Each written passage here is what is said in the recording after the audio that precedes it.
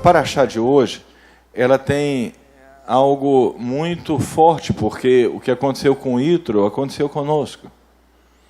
Né? Nós sentimos, nós passamos muitas religiões e, graças a Deus, nós largamos a idolatria. Era engraçado, porque quando chamavam a gente de messiânico, eu ficava com raiva. Eu falei, não somos messiânicos, mas éramos. Esse é o problema, nós éramos. Nós tínhamos ainda a fé messiânica dentro de nós. Nós não nos dávamos conta disso, mas éramos. Mas, graças a Deus, reconhecemos o nosso erro, e isso é fundamental. Nossa trajetória toda foi marcada por correção de rota. Toda hora a gente corrigia a rota, e essa foi a correção fundamental para nós chegarmos no ponto que a Kadosh Baruch Hu queria para nós. Então, graças a Deus, Baruch Hashem. Aconteceu algo. Agradeço também todas as pessoas, toda a comunidade. Cada paraxá tem a contribuição de várias pessoas. Às vezes a pessoa me traz um livro, me traz um escrito. Então, toda paraxá tem a contribuição de todos os membros. Isso é muito bom. Algumas coisas que eu vou ler aqui, eu vou ler porque um membro me trouxe um papel, o outro trouxe um livro. Então, nós somos uma comunidade. E as revelações ocorrem de maneira também comunitária. Quando o nosso povo estava em frente ao mar, a introdução vai voltar um pouquinho para o paraxá anterior, depois a gente vai para lá, para a de hoje, que é Yitro. E quando estava na frente do mar, quem estava atrás, pronto para matar todo o povo? O Egito, o exército egípcio.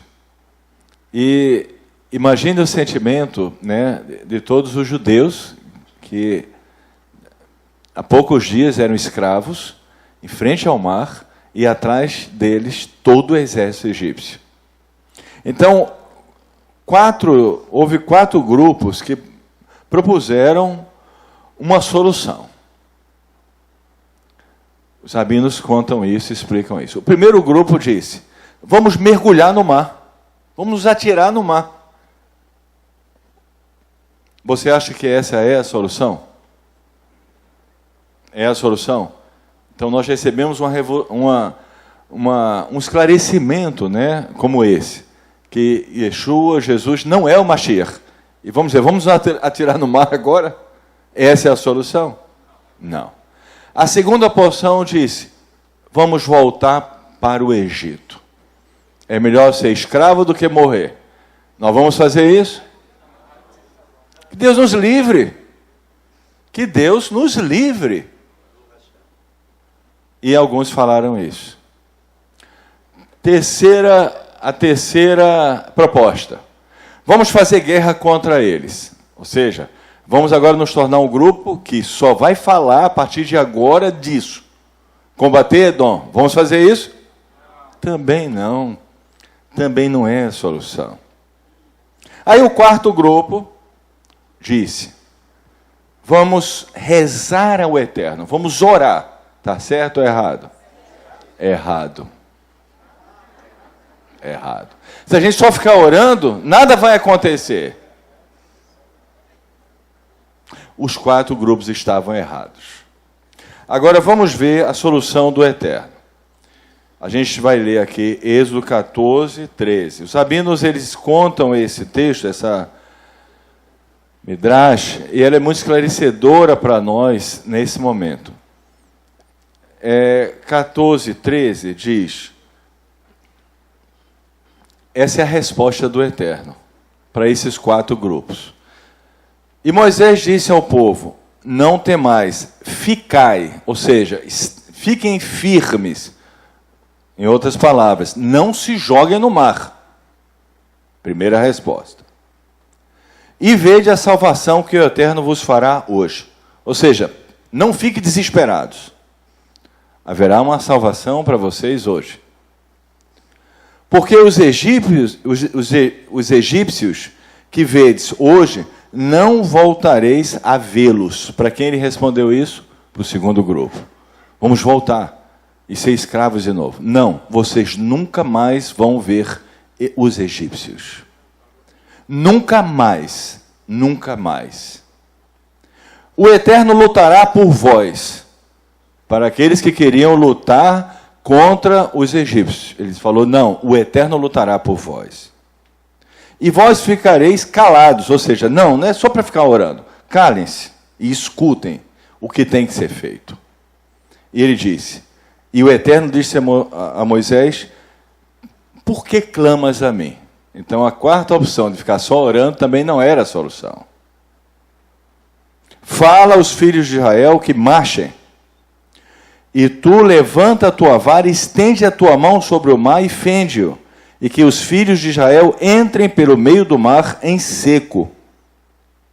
Então, essa é a solução. A solução não é só orar, é agora avançar. Porque sair do Egito era o começo de uma jornada. Sairmos de Edom é o começo de uma jornada. O que é que nos move? O que é que nós queremos? O monte, ou seja, o Monte Sinai. Nós queremos o quê? Nós queremos fazer parte do nosso povo. Nós queremos viver a Torá plenamente. Esse é o nosso grande desejo.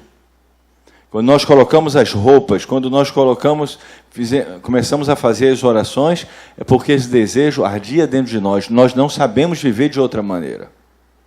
Nós não sabemos viver sem ser como judeus, mas agora vamos fazer da maneira correta. Agora nós vamos fazer segundo a Halachá, com orientação, e nos sujeitando às regras da Halachá, que nos conduzirá pelo caminho correto. Então, esse é um momento especial para nós. Eu queria ler para vocês também uma passagem que eu achei muito importante para esse momento, desse livro A Bondade para Avraham, do Rabino Avraham Rachamovitz. É um estudo muito bom e é um texto que eu queria ler para vocês, comentando o Zohar, um pequeno texto. E diz assim, Rabi Shimon expôs as palavras de Yeshayahu a Navi, 2:2. Irão muitos povos, e dirão, vinde, deixe-nos subir ao monte do Senhor, a casa do Deus Yaakov. Um tempo chegará, disse ele, quando as outras nações gastarão seus pés para ir, e serão trazidas sob as asas da Shekhinah. Deixe-nos subir, eles dirão, uma vez que todo o paganismo é uma descida, mas a aderência ao sagrado é uma ascensão, ao monte do Eterno. O Deus de Avraham, quem disse, no monte do Senhor será visto, no sentido de prover. Pois como o monte é livre para todos ascenderem, tanto é esse lugar sagrado para receber todos que vêm a ele. O verso continua, a casa do Deus de Yaakov. Pois Yaakov chamou o mesmo lugar a casa de Deus. Ou ainda é chamado de monte, e é também chamado casa.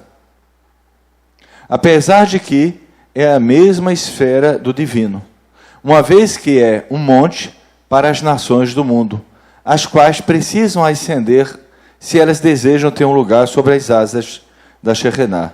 Mas a casa para Israel, na qual a Shekhinah encontra-se como num relacionamento entre mulher e o marido, unidos em amor e alegria, pairando sobre Israel como uma mãe sobre seus filhos.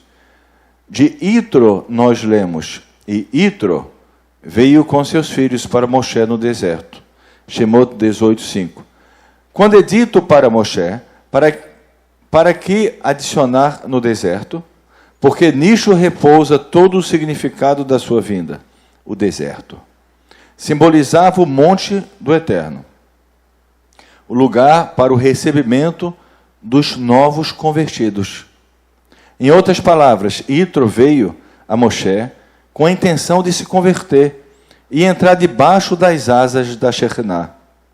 Todo aquele que vem para esta região chamada monte, torna-se um participante desse segredo. E é chamado de um Ger Tzedek, um prosélito justo. Entretanto, apesar deste ser unido com a esfera superior, ele ainda é chamado de Ger, um prosélito viajante. Uma pessoa vivendo fora da sua terra, pois ele deixou seu próprio povo e família e assumiu sua moradia em outro lugar. Então, é a nossa história, a história de muitos de nós. Mas, ao mesmo tempo, todos aqueles que tinham desejo, que estão já até um certo nível vivendo, né, o judaísmo muito forte nas suas vidas, agora vão ter a oportunidade de meditar, de avaliar. Se é da vontade de Kadosh Baruch Hu, se você quer, se está dentro de você, servir o Eterno como judeu ou como um Benor. Então, cada um vai ter essa oportunidade. De que vai depender, gente? O que é que vai depender para você passar esse processo, estudar, passar por um Beit Din e se converter? Vai depender só de você. Se isso é algo que está na sua alma, e é tão forte, é tão intenso, é tão grande, você vai trilhar essa jornada e você vai chegar no monte. Ou seja, você vai alcançar isso. Por outro lado, se uma pessoa disser, eu quero ser Benor, não é nenhum desmérito, porque existe um propósito divino tanto para o judeu como para o Benor. Então não é um desmérito. Não é uma falta de evolução. Negativo. É, na verdade, servir ao Eterno dentro de um propósito que Ele determinou. Quem vai determinar isso? Cada um vai ter a oportunidade. E isso será avaliado. Mas é muito importante, nesse momento, nós vamos ter a oportunidade de ter uma chance de ver realmente o que Kadosh Baruch Hu quer para nós e o que nós somos de fato. Se você, por exemplo, se você me perguntar, você conseguiria viver não sendo judeu? Eu vou ser muito sincero com vocês. Eu não consigo. Eu não consigo. Porque foi determinado algo que eu não consigo. Eu não conseguiria viver sem uma prática judaica, sem ser judeu. Bem, amar o Eterno, eu amo muito o Eterno, esse é o primeiro ponto. Mas você pode amar o Eterno como Benor. Então, cada um tem que orar, buscar. E nós vamos passar, vamos estudar, nós vamos ver o que será requerido de nós. Em detalhes. E nós vamos avaliar, nós vamos meditar nisso, nós vamos ver se nós vamos conseguir isso. E depois que nós avaliarmos, nós estudarmos, então nós seremos avaliados. Esse processo, para nós, é quase, eu diria, é um sonho. É o nosso sonho. É o desejo que nos moveu todo esse tempo. Estávamos presos, espiritualmente achávamos que éramos livres, mas estávamos cativos de uma doutrinação. Não era algo espiritual, era algo mental, era algo emocional, que a gente não conseguia largar, sem entender que era uma prisão para nós. Mas nós tínhamos isso, graças a Deus, que Kadosh Baruch Hu nos libertou. Agora vamos ler a Parashá, mas queria ressaltar um texto que até foi lido pelo Rav Eliezer, Ezequiel 34, Ezequiel 37, é bom a gente entender isso, que o Eterno diz, eu mesmo procurarei as minhas ovelhas. Ele não designou ninguém. Ele disse, eu mesmo procurarei as minhas ovelhas. Ao contrário, ele falou que ele tinha colocado alguns pastores para cuidar das ovelhas, mas ninguém quis cuidar. Ele falou, tá bom, então eu mesmo vou recolher as minhas ovelhas. Então o texto é muito claro, ele não designou ninguém para recolher as ovelhas, a não ser ele mesmo. Isso é muito importante, porque isso vai quebrando esses paradigmas que nós tínhamos no passado.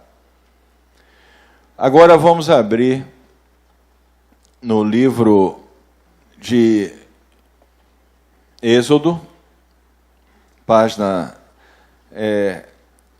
capítulo 18, mas antes eu queria ler para vocês um comentário do Rumash.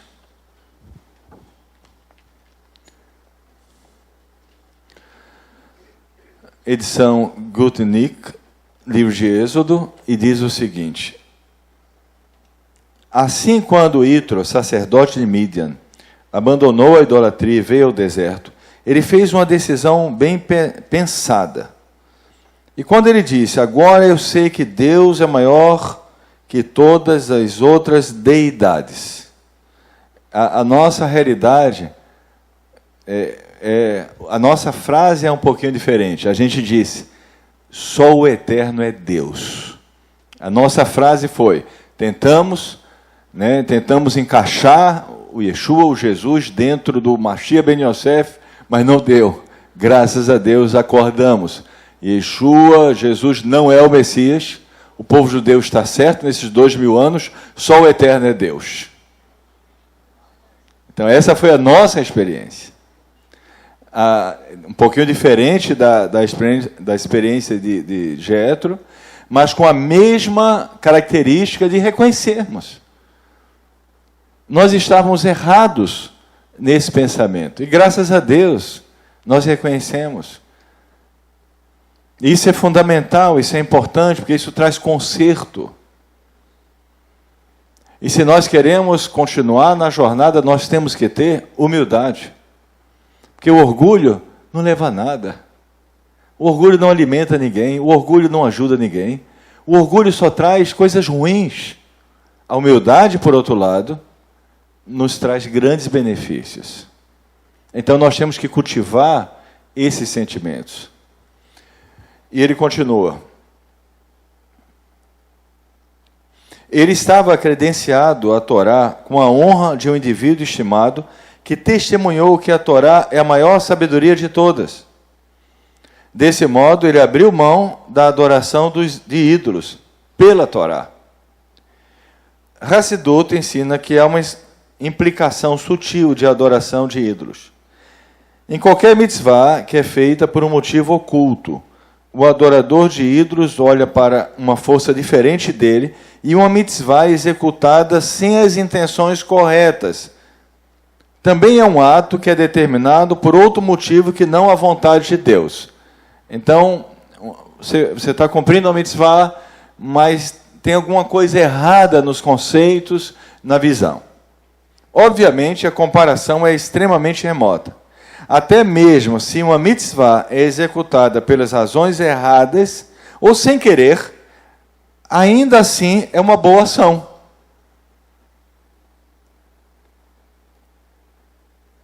Mas o fato continua sendo que um motivo oculto dá a uma mitzvah um cheiro de idolatria. Será que uma pessoa deveria deixar de fazer mitzvot se seus motivos não são puros? Não, de forma alguma. Uma pessoa sempre deve continuar observando as mitzvot, até mesmo se seus motivos não são completamente puros, porque eventualmente ele as fará pelas razões certas.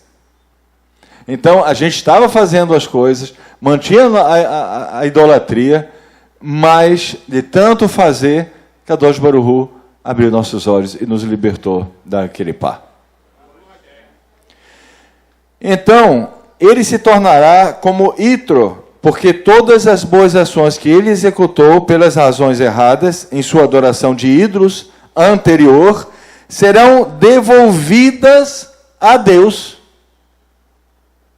Então, é muito importante entender isso, porque a gente vai compreendendo melhor o que aconteceu conosco, o que sucedeu conosco. E toda essa essa dinâmica que o Eterno usou para que nossas almas agora possam fazer uma techuvá da maneira correta, da maneira segundo a halachá, né? Então, esses acertos e erros que nós tivemos, buscávamos isso, buscávamos aquilo, líamos os livros, nos ajudou muito. Não foi um erro a gente ler os livros dos sábios, foi um acerto. Mas entre erros e acertos, graças a Deus, a porta abriu. Baruch Hashem. Muito bem, agora Êxodo, eu queria começar, 8 a 12, diz assim: E Moisés contou a seu sogro tudo o que o Eterno fez ao faraó, 18, 8, né? E ao Egito por causa de Israel, e toda a fadiga que os alcançou no caminho, e como o Eterno os livrou. E Jetro alegrou-se com todo o bem que o Eterno fez a Israel, livrando-o das mãos dos egípcios. E Jetro disse: Bendito seja o Eterno, que vos salvou das mãos dos egípcios e das mãos de Faraó, e que livrou o povo de sob a mão do Egito.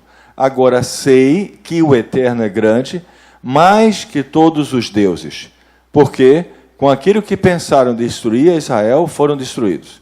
E Jetro, o sogro de Moshe, tomou uma oferta de elevação e sacrifícios para Deus, e vieram Arão e todos os anciãos de Israel para comer pão com o sogro de Moshe diante do Eterno. Baruch Hashem. Ok? Então, esse é o passo. Eu sei que é algo muito forte, mas, ao mesmo tempo, eu pude observar que a reação da comunidade, da nossa comunidade, foi impressionante. Né? Eu não esperava tanto, mas, independente do que aconteceria, eu faria, de qualquer maneira, mas tive uma surpresa agradável. Houve uma reação muito forte.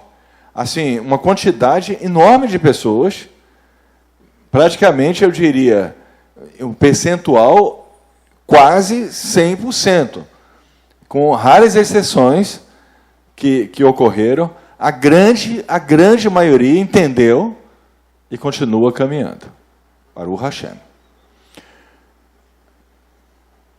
É muito forte. Vamos ler mais uma parte do Rumash, que o que acontece quando as forças, né, da impureza é entregue para o lado da santidade, porque nós estávamos ainda dentro de uma queripá de impureza, embora buscando, lendo os livros, né, buscando viver dentro do judaísmo, fazendo as rezas, né, diariamente, o que nos ajudou muito, graças a Deus, mas havia impureza.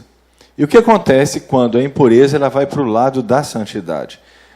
Eu vou ler aqui um texto do Rumash, na página 126, ok? Diz assim: Zohar diz que a chegada de Yitro e sua conversão foram uma preparação crucial para o recebimento da Torá,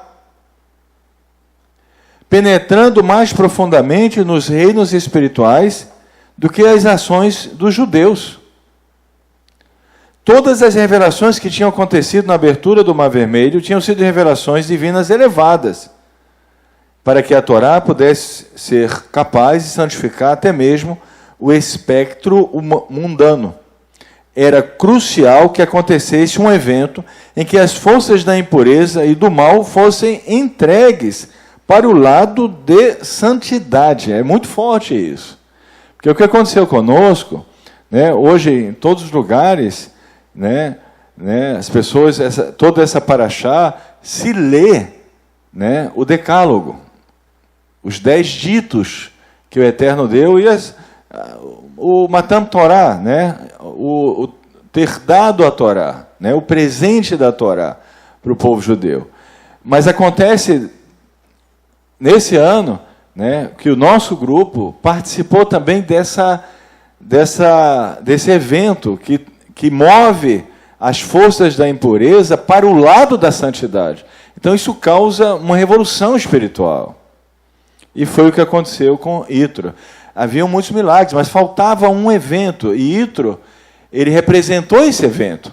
Quando uma pessoa que está do lado da impureza, ele vai para o lado da santidade. Então, era o que faltava para que não houvesse dúvida que a Torá pode ser dada, porque a Torá pode também afetar o espectro mundano, transformando esse espectro mundano em santidade. Então, isso causa uma luz muito grande, uma revolução espiritual. E ele continua. Essa foi a conversão de Yitro. Sua história de perícia em idolatria foi elevada à santidade quando ele se converteu. Isso possibilitou a Torá penetrar até mesmo no profano. Gente, nós vimos isso acontecer no nosso meio. Nós imergimos na Torá, mas nós tínhamos uma impureza. E a gente viu como a força da luz, ela é maior do que a força das trevas. E essa luz quebrou aquele par e nos libertou. Muito bem. Agora vamos para Shemot 19. E isso é uma preparação fundamental, porque vocês estão pensando, o que é que vai mudar? Quais são os conselhos que os rabinos vão dar para a gente já na semana que vem? E o que precisa ser mudado? Nós não temos que nos preocupar com isso. Primeiro, porque nós estamos acostumados com mudanças, ou não? Nós mudamos toda hora. Então, nós fizemos exercícios para isso. Então, nossos músculos de mudança estão ótimos. Não é verdade? A gente mudou muito nesses anos todos. Nós mudamos demais. Então, nós estamos preparados. Mas, acima de tudo, nós temos que ter uma atitude. E eu queria passar isso para vocês. Está em Shemot 19, 3. 3 a 8. E Moisés subiu a Deus, e o Eterno chamou desde o monte, dizendo: Assim dirás à casa de Jacó, e anunciarás aos filhos de Israel: Tendes visto o que fiz no Egito, e que vos levei sobre asas de águias, e vos trouxe a mim.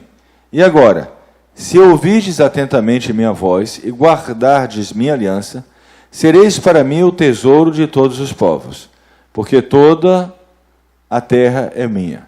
E vós sereis para mim um reino de sacerdotes e um povo santo. Essas são as palavras que falarás aos filhos de Israel. E Moisés veio e chamou os anciãos do povo e expôs diante deles todas essas palavras que o Eterno lhes ordenara. E todo o povo respondeu juntamente, dizendo: Tudo o que o Eterno falou, faremos.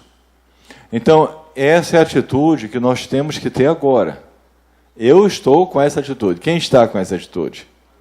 Faremos. Vamos fazer agora da maneira correta. Agora nós vamos fazer, segundo a halachá, vamos fazer da maneira correta. Tentamos fazer de qualquer jeito porque nossas almas ansiavam. Nós não sabíamos viver fora do judaísmo. Mas nós tínhamos uma Kelipá. Baruch Hashem, ela foi quebrada, agora vamos fazer da maneira correta. Muito bem.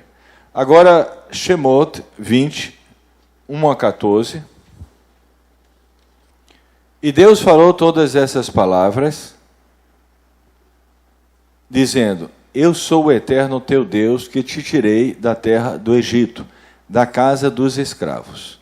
Não terás outros deuses diante de mim. Não farás para ti imagem de escultura, figura alguma do que há em cima nos céus, abaixo na terra e nas águas debaixo da terra. Não te prostrarás diante deles, nem os servirás. Pois eu sou o Eterno, teu Deus, Deus zeloso, que cobra a iniquidade dos pais nos filhos, sobre terceiras e sobre quartas gerações, aos que me aborrecem. E faço misericórdia até 2000 gerações, aos que me amam, e aos que guardam meus mandamentos. Não jurarás em vão em nome do Eterno, teu Deus, porque o Eterno não livrará ao que jurar em vão pelo seu nome. Lembra-te do dia do Shabat, para santificá-lo. 6 dias trabalharás, e farás toda a tua obra. Mas o sétimo dia é Shabat do Eterno, teu Deus, no qual tu, teu filho, tua filha, teu servo, tua serva, teu animal e teu prosélito que estiver em teus portões não farão nenhuma obra, porque o Eterno fez os céus e a terra, o mar e tudo o que há neles, em 6 dias, e repousou no sétimo dia, e por isso o Eterno abençoou o dia de Shabat e o santificou. Honrarás o teu pai e tua mãe, para que se prolongue os teus dias sobre a terra que o Eterno teu Deus te dá. Não matarás, não adulterarás, não furtarás, não darás falso testemunho contra teu próximo, não cobiçarás a casa do teu próximo, não cobiçarás a mulher do teu próximo, nem seu servo, sua serva, seu boi, seu asno, e tudo que for de teu próximo. E todo o povo viu os trovões, as tochas, o som do chofar, e o monte fumegando, e o povo viu e tremeu, e ficou à distância. E disseram a Moshe, fala tu conosco e ouviremos, e não fale conosco Deus, para que não morramos. Essa foi uma experiência muito forte e muito grande. O povo falou isso porque a presença divina era muito intensa. Não que Moshe se tornou um intermediário de forma alguma, isso foi pontual, foi naquele momento, porque a presença era muito grande, e era uma presença que Moshe poderia suportar e não todo o povo. Após isso, cada um teve acesso direto ao Eterno e nunca houve necessidade de mediadores. O Eterno chama cada judeu, cada pessoa que o busca a um relacionamento direto com ele, sem intermediários e sem mediadores. Muito bem. Aqui existe uma lição. Quando a gente tem, por exemplo, nos 10 ditos, depois vem todos os outros mandamentos, né, que Kadosh Baruch Hu dá ao nosso povo, e nós queremos viver isso. Agora, aqui tem uma lição. Eu queria perguntar para vocês, se vocês me ajudarem nisso. No começo se fala de coisas muito elevadas, e depois de coisas muito humanas. Né? Se fala sobre não matar, sobre não adulterar, não ter inveja. Tem inveja das pessoas, não cobiçar as coisas dos outros. Mas primeiro fala sobre adorar a Kadosh Baruch Hu, o serviço divino. Por que isso? O que vocês acham? Por que esses dois extremos? Os 5 primeiros são mais elevados, Shabat, muito elevado, e depois vem conceitos bem do nosso mundo, não matar, não roubar, não é verdade? Não adulterar, não ter inveja das pessoas. Por que esses 2 aspectos juntos? Quem sabe? Oi? Não entendi.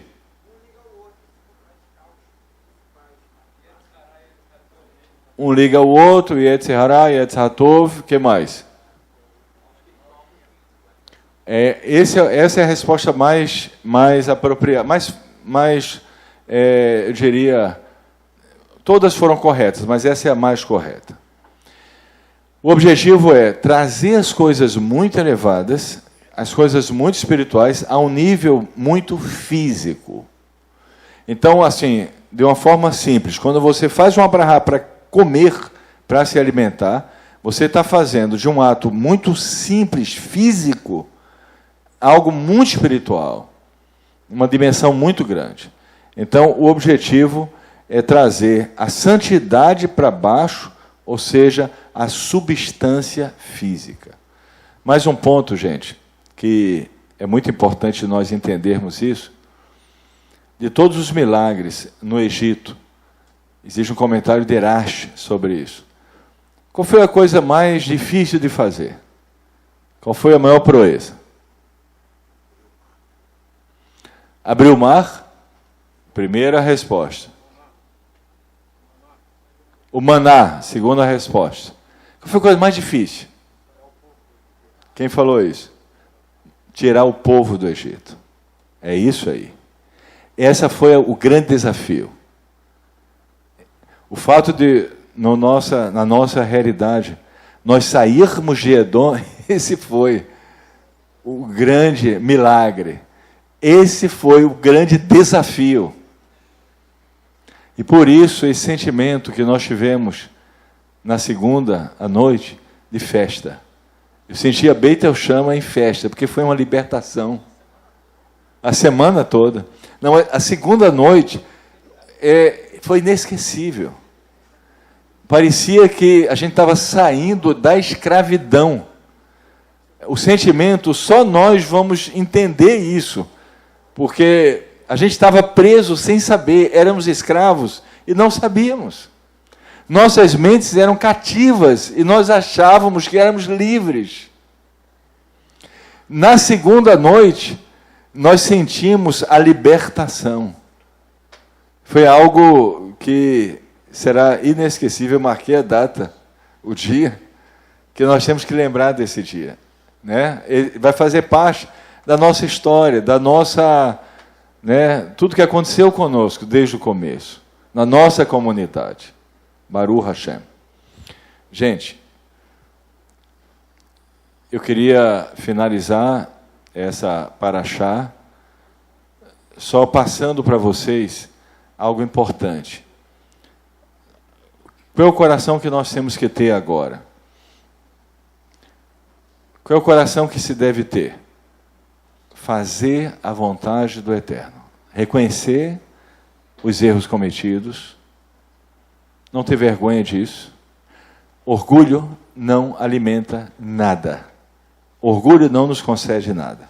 Humildade é companheira de todas as coisas boas. Então, ter humildade. E, dentro dessa humildade, ter também uma determinação. Nós vamos fazer a vontade de Kadosh Baruch Hu. Faremos, é o primeiro passo. Depois nós vamos dizer, faremos e ouviremos, para que a gente venha fazer da maneira correta. Mas sem saber de nada do que vai acontecer, nós devemos dizer, faremos.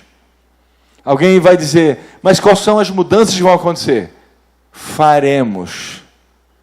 Essa é a palavra-chave. Faremos. E depois, faremos e ouviremos. Então, eu queria terminar essa paraxá com essa frase, para que fique na mente de todos. Graças a Deus, estamos livres. Graças a Deus. Nós podemos agora livres de um cativeiro mental. E algo assim que me ajudou muito, muito, foi ter acordado aquele dia sem nada disso no meu coração e sentindo a presença do Eterno. Porque nós aprendemos e era um paradigma, era uma fortaleza mental, que nós não poderíamos nos aproximar do Eterno sem o Messias de Roma. E isso você pode dizer, mas eu não acreditava nisso. Você poderia não acreditar, mas isso com certeza estava dentro da mente de cada um de nós. E Kadosh Baruch Hu nos libertou. Graças a Deus. Baruch Hashem.